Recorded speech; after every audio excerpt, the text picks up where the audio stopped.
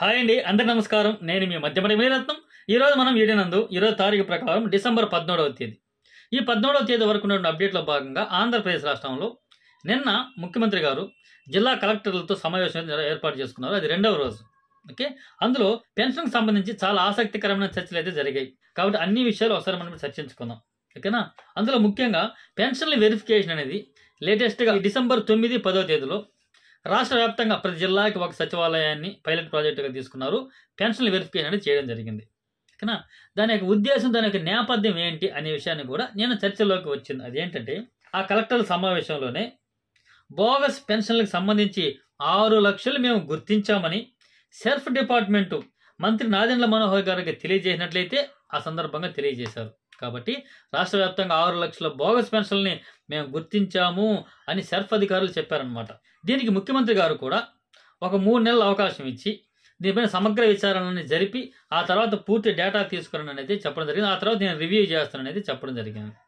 Okay, ఇక్కడ ఆసక్తికర విషయం ఏంటంటే, గతం వరకు 2,50,000 పెన్షన్లు బోగస్ పెన్షన్లు ఉన్నాయి అని మన పేపర్లలో చూస్తూ వచ్చాం.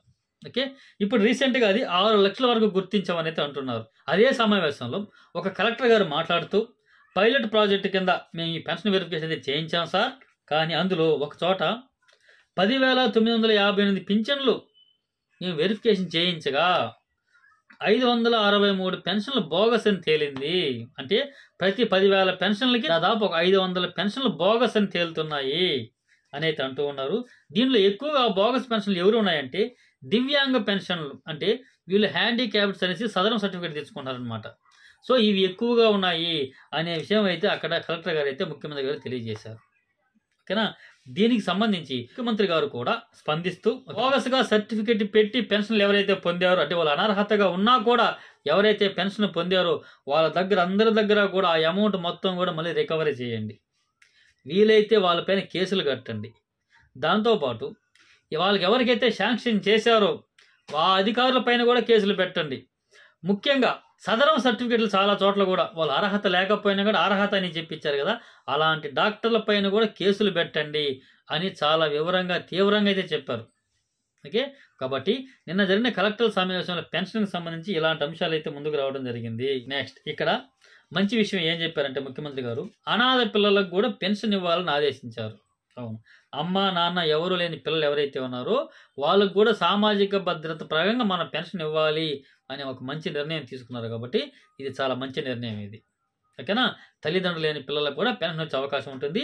దీనికి సంబంధించి విధి విధానాలన్నీ కూడా తర్వాత రోజుల్లో రాష్ట్ర ప్రభుత్వం అధికారికి వచ్చినప్పుడు చెప్పుకుంటాం.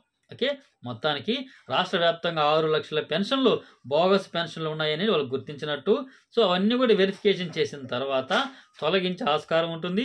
తొలగించిన తర్వాత వాళ్ళ దగ్గర అమౌంట్ రికవరీ చేస్తారు. వీలైతే కేసులు పెట్టించే అవకాశం కూడా ఉంటుంది. ఇది నిన్న జరిగినటువంటి కలెక్టర్ సమావేశంలో చర్చలు పెన్షన్కి సంబంధించి. ఓకే, ఇదేంటి అప్డేట్. ఈ అప్డేట్ మీకు ఉపయోగపడింది అనుకుంటే మాత్రం ఈ వీడియో ఖచ్చితంగా లైక్ చేయండి. మన ఛానల్ కొత్తగా చూసిన మాత్రం సబ్స్క్రైబ్ చేసుకోండి. గవర్నమెంట్ అప్డేట్స్ ఏమైనా కూడా మేము ఈ ఛానల్లో పోస్ట్ చేస్తూ ఉంటాం, మీకు తెలుస్తుంది. మీకు ఏమైనా సందేహాలు ఉందో నన్ను కాంటాక్ట్ అవ్వాలనుకుంటే వాట్సాప్ గ్రూప్ ఉంది, వాట్సాప్ ఛానల్ ఉంది, వీడియో డిస్క్రిప్షన్లో ఇస్తాను, ఫస్ట్ కామెంట్లో ఇస్తాను, అక్కడ జాయిన్ అవ్వండి. Okay, thank you.